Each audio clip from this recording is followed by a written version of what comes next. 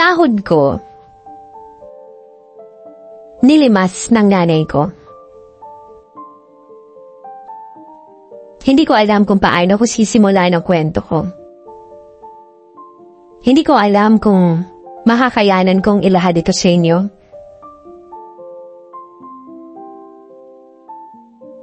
Ako si Roseline, 35 years old. Domestic helper dito sa Lebanon. Hiwalay sa asawa at may 3 anak na puro lalaki. Si Lester, 11 years old. Si Louie, 9 years old. Si Lemuel, 7 years old. Nasa elementary sila lahat ngayon.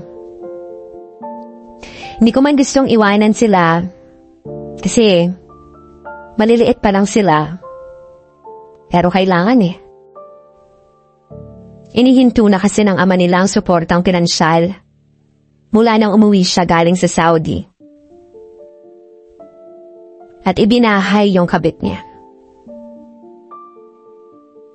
Hindi na siya umuwi sa poder namin kaya naisipan ko makipagsapalaran na rin dito sa ibang bansa. Iniwan ko ang mga anak ko sa kalinga ng nanay ko. Sa bahay ko pinatira si nanay para may mag-monitor sa mga bata at mag-maintain na rin sa bahay ko. Usapan namin na kada buwan, pagkatapos ng deduction sa sahod ko, bale 3 months after kong makarating dito, magpapadala ako ng buong sahod ko para sa mga bata at para na rin sa kanya.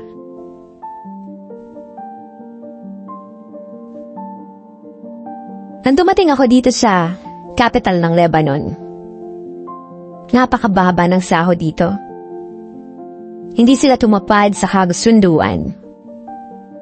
Wala rin akong day off at walang mobile phone.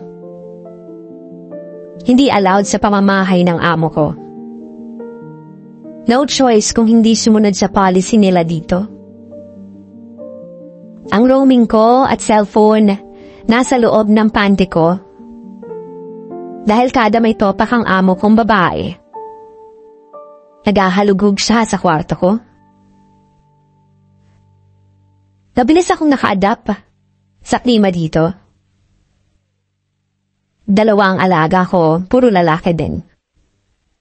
Isang 8 years old at isang 5 years old. Nakikita ko yung mga anak ko sa mga alaga ko. 2 buwan mula nang dumating ako, wala na akong naging balita sa kanila. Hindi malang nagte-text ang nanay ko. Kaya ang ginagawa ko kapag namimiss ko ang mga anak ko, nilalambing ko ang mga alaga ko kapag wala ang mommy nila. Silosa kasi yun. Hindi ako nakatiis. Nakipagkaibigan ako sa mga Syrian dito. Mga construction workers sa kabilang building. Hindi man kami magkaintindihan dahil hindi sila marunong mag-English. Ayos lang. Salamat sa sign language at naiintindihan nila ang mga sinasabi ko. Kahit halos tango at ngiti lang ay sinasagot nila sa akin. Kada wala ang amo ko, pumupuslit ako at nagpapabili ako ng halam o prepaid card para matawagan ng mga anak ko. Ang teknik na yan ay natutunan ko sa isang Pinay na nakausap ko nang minsang isinama ako ng aking amo sa isang restaurant. Wala pa akong sahod noon. Pero nagkakapera ako dahil iniipon ko ang mga barya na pakalat-kalat sa kwarto ng mga alaga ko. Then Pasko na nang makausap ko ang mga anak ko. Tuwang-tuwa ako nang marinig ko ang mga boses nila. Ang bunso ko na mag-5 taon pa lang noon, umiiyak, nakikiusap na uwi na daw ako. Nabigat ang dibdib ko ng mga oras na yon, hanggang matapos ang usapan namin na puro pangako. Ang mga anak ko ang siyang naging inspirasyon ko kaya laging magandang mood ko. Kaya naman, unti-unti ko na rin nakuha ang loob ng mga amo ko. Buwan ng sahod ko nang kinausap ako ng amo kong lalaki. Ano man daw ang need ko, magsabi lang daw ako sa kanya. Kaya nagtry ako na magkunwari na may emergency at need ko mag-cash advance. Hindi na siya nagdalawang isip. Tinanong niya ako kung ilang buwan ang hihiramin ko, kaya ang sabi ko kung pwede sana 3 months advance. Hindi siya umimik. Bagkus pumasok siya sa kwarto niya at kinuha ang attache case niya, pinapirma niya ako.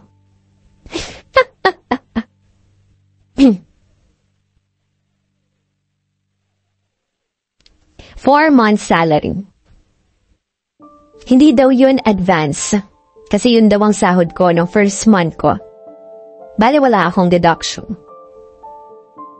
Mabait daw kasi ako, kaya gift daw niya yun sa akin. Masaya talaga ako. Sobrang pasasalamat ko. Sabi ng amo ko, don't worry. If you're good, I'm good. Just take good care of my children, okay, Rose? Tango lang ang sinagot ko. Pinasulat niya sa akin kung kanino ko ipapadala. At kinabukasan nga, inihulog na niya. Nagpabuli-uli ako ng kalam sa Syrian. At tinawadan ko ang mga anak ko. Saglit ko lang nakausap sila dahil si nanay na ang nakipag-usap sa akin. Masaya siya na magpapadala na ako ng pera. At ganoon naman ako. Kaya panay ang bilin ko. Nay, ibili mo si Lester ng bagong uniform. Si Louie ho, bilan mo ng bagong bag. Si Lemuel, bilhan niyo rin po ng mga bagong laruan. Tsaka Nay, kung ano ho ang gusto nila, sige lang po, ibili niyo po. Ikaw na po ang bahala sa kanila. Tapos papipinturahan niyo po ang bahay ha. Ikis mo na lang po ako sa mga bata. Pahabol ko pang bilin. Oo anak, huwag kang mag-alala. Basta, magpadala ka lang. At huwag mong tipirin ang mga anak mo. Yun naman ang sabi sa akin ng nanay ko. Tapos naputol na ang usapan namin. Panatag ang kalooban ko. Unti-unti ko nang maibibigay ang mga pangarap ko sa mga anak ko. So lumipas sa mga buwan, araw, ilan pang mga buwan. Binilhan na ako ng amo ko ng cellphone at SIM card dito. Allowed na ako dahil na rin sa pakiusap ko. Walang sablay ang padala ko sa nanay ko.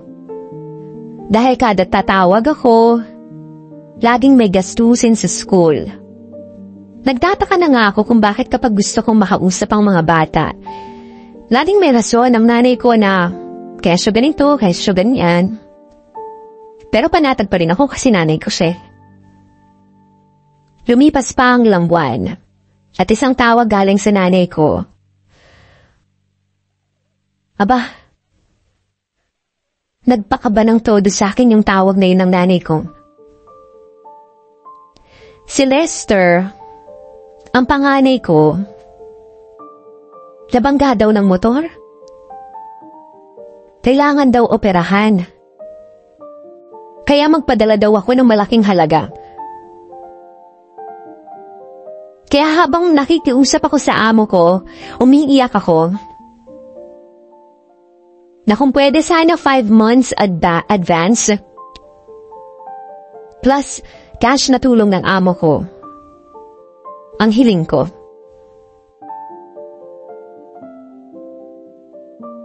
So tinawagan ako ni nanay. Sinabi ko na magpapadala na ako. Saglit lang kami nagkausap. Kinabukasan hindi na ako mapalagay. Kaya ako naman ang tumawag. Ayos na daw si Lester. Nung sinabi sa akin yun ng nanay ko, para ako nabunutan ng tinik sa dibdib ko. Kasi hindi ko talaga mapapatawad ang sarili ko kung papaano ang mga anak ko. Paglipas ng 1 linggo, wala na ako naging balita. Hindi ako mapakali sa kagustuhan kong malaman ang kalagayan ng anak ko, tumawag uli ako. Si Lester ang nakasagot. Kinamusta ko siya. Tinanong ko kung ayos na ba yung operasyon niya, masakit ba sa kanya, meron ba siyang iniindang problema. Yung sagot ng anak ko, Mas, sinong inoperahan? Wala naman may sakit sa amin. Ma, kailan ka uuwi? Si Lola laging nasa Madyungan. Lagi niya kaming pinapalo. Hindi nga kami nakakapasok sa school eh. Kasi ayaw niya kami bigyan ng baon. Uwi ka na ma, please. Hindi ko na pinatapos at pinutol ko na ang tawag na yon. Habag na habag ako sa pakiusap ng anak ko. Natulala ako. Hindi ko pansin. Umaagos na ang mga luha sa mata ko. Parang pumipiyok ako na hindi mo maintindihan. Hindi ko alam kung ano bang sasabihin ko. Biglang lumakas ang kaba ko. Natatakot ako. Ayoko maniwala sa instinct ko. Isa lang ang naisip ko at gusto kong malaman ng totoo. Kaya tinawagan ko si Abigail, ang kumari ko. Timing at nagring. Kinamusta ko siya at hindi na ako nagpatumpik-tumpik pa. Tinanong ko ang kalagayan ng mga anak ko. Ang sabi niya, Naku, Mahri, di sana ako mangingialam pero alam mo naaawa rin ako sa mga anak mo. Alam mo, si nanay mo. Blah, blah, blah.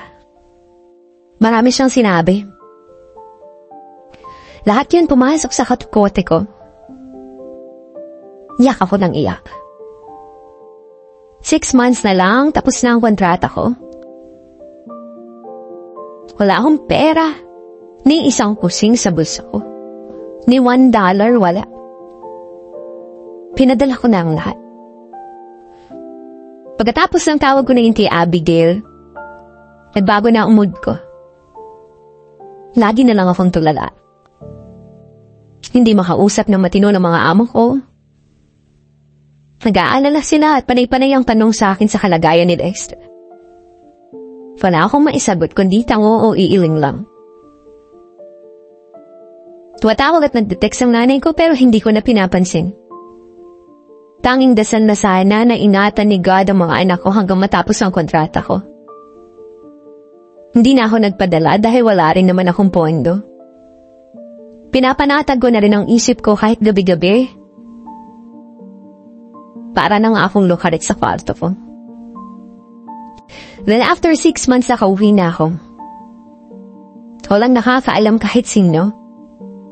Ang dala kong pera sahod ko for 1 month. At extra cash na gift ng amo ko. Kasi naaawa sila sa perang madadala ko. Araw ng Sabado walang pasok. Dumating ako sa bahay namin. Bahay na walang pinagbago noong ako'y umalis.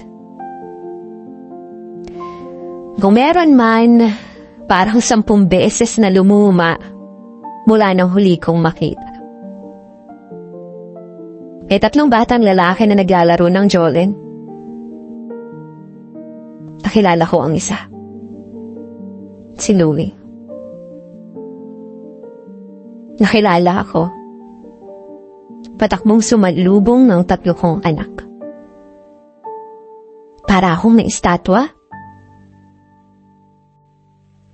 Natauhan lang ako nang hilain ni Lumbel ang bag na dala ko. Mama. Saka ako nagkaisip. Isa-isa ko silang hinalikan, niyakap ko sila ng mahigpit. Ang mga anak ko parang malnourished. Ang payat-payat nila, para bang may sakit. Hawang-awa talaga ako. Pagpasok ko sa loob ng bahay, wala ang nanay ko. Nakakalat ang mga damit, ang baho. Pumatak na lang ang luha ko. Maya-maya ang sabi ng anak kong panganay, Mama, pengen pambili ng Pepsi. Dumukot ako ng 20 pesos. Pagbalik niya, may dala na rin siyang tinapay. Nilantakan nilang 3. Ilaglag ang balikat ko sa tagpong yun. Naaalala ko kasi kung ilang tinapay ang tinatapon ng mga alaga ko. Kasi nagsasawa na sa ganong klaseng tinapay. Gayong mga anak ko, parang mga patay gutom na pinag-aagawan ng tinapay na kakapiranggot. Napakasakit sa isang ina ang makita na ganito ang kanyang mga anak. Nagtiis ako para sa maayos na buhay nila pero kabaligtaran ang nangyari. Lahat ng diskarte ginawa ko para may ipantustos sa kanila. Pakiramdam ko wala akong kwentang ina. Mas okay pa yung itsura ng mga bata sa kalye na walang trabaho ang mga magulang kaysa sa mga anak ko na binansaghan naman sanang OFW yung ina pero mukhang gusgusin ang mga itsura ng mga anak. Awang-awa talaga ako.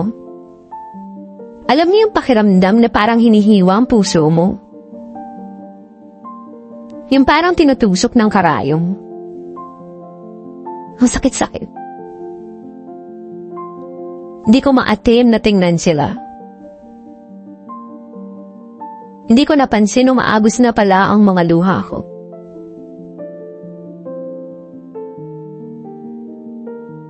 Natouch ako kasi pinunasan ng bunso ko ang luha ko. Ilang saglit pa dumating si Nanay. Gulat na gulat siya. Nagdilim ang paningin ko pero nakontrol ko na wag gumawa ng kahit na isang hakbang na pagsisisihan ko. Kinamusta niya ako. Hindi ako sumagot kaya umupo siya at nanahinig. Nagsalita uni siya kaya hindi na ako nakatiis. Pinalabas ko ang 3 bata at binigyan ko ng 100 piso si Lester para mamalengke. Pagkalabas nila, tinitigan ko si Nanay. Ito ang lumabas sa bibig ko. Nay, bakit hindi ka pa mamatay? At bakit hindi ka pa namatay? Hindi umihinto ang luha sa mga mata ko. Umalis na kayo bago pa magdilim ang paningin ko. Alas, layas. Nagwawala na ako. Lahat ng makita ko, binabalibag ko, lahat ng mahawakan ko, hinahagis ko. Hindi kayang pawiin itong sama ng loob ko. Dali-daling lumabas ng bahay ang nanay ko. Lahat ng kapitbahay namin nakikiusyoso at wala akong pakialam. Gusto kong magwala, galit ako sa mundo, galit ako sa sarili ko, galit ako sa nanay ko. At bakit? Ano bang kasalanan ko at kailangan ganitohin niya ako? Binigay ko naman ang lahat. Ang sa akin lang sana, yung mga bata inalagaan niya. At bakit naman ganun? Apo niya yun. Ang sakit ng sa loob ko na makita yung mga anak ko na parang malnourished. Simula noon, hindi ko na inisip na may ina pa ako. Masakit. Oo, sobra. Ina ko pa rin siya. Pero mga anak ko nang pinag-uusapan dito. Mas maigi pa pala kung sa ibang tao ko na nang pinagkatiwala ang mga anak ko. At baka sakaling hindi ganun kasakit ang nararamdaman ko. Pagkatapos ng 1 buwan na bakasyon, bumalik uli ako sa amo ko. Ang mga bata iniwan ko kay Abigail. Pero bago ako umalis, tinuruan ko si Lester gumamit ng cellphone. At sabi ko sa kanya, ano man ang mangyari, mag-text lang siya agad sa akin.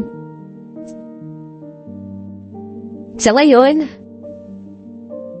6 na buwan na lang at matatapos ko na ang 2 kontrata ko. Nakaipon na rin ako para sa pag-uwi ko, hindi na ako babalik. At ako na lang mismo ang kakalinga sa mga anak ko. At kung nasan man ang nanay ko ngayon, wala na akong idea. Kahapon Mother's Day. Wala na akong kinikilalang nanay. Siguro Happy Mother's Day na lang sa akin. Pilit ko na lang siyang kinakalimutan na minsang nasilaw siya sa pera ko. Ina rin ako. Yung pera kong yung pinaghirapan ko para sa kanila ng mga anak ko. Pero kahit anong gawin ko, burahin ko sa isip ko na nakagawa siya sa akin ng kasalanan. Kasalanan sa mga anak ko kasi hindi niya inalagaan.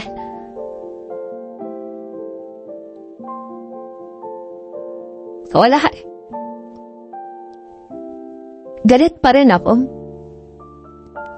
Gustuhin ko mang burahin sa isip ko ang katotohanan na ang sahod ko nilimas ng nanay ko. Hindi ko magawa.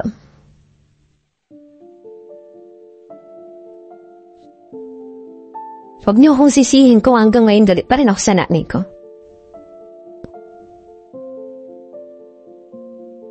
Sa mga nanay dyan, Happy Mother's Day.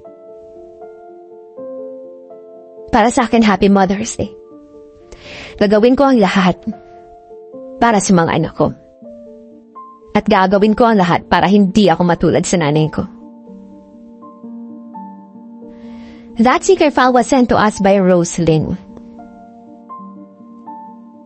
Si Roslyn, a domestic helper sa Lebanon. Nag-iwan ng 3 anak sa piling ng kanyang ina pero binaliwala lahat ng nanay niya ang pinadala niyang mga pera. Galit siya ngayon sa nanay niya. Masisisi mo ba siya na magalit siya sa nanay niya? Kahit sinong ina na makita ang ganong klaseng pamumuhay ng anak niya, magagalit talaga. Na para bang nagtatai lang siya ng pera? At nakakalungkot lang isipin na gagamitin ng sarili mong ina ang rason na naaksidente ang apo niya para lang makapagpadala ka ng pera. Such a shame. Ang sakit-sakit sa dibdib. Kahit wala ako. Na may ganitong klaseng story. Excuse me, hindi ko na kaya. Ngayon tumutulo po isipon ko. Kasi hindi ako mapaniwala may ganong klaseng tao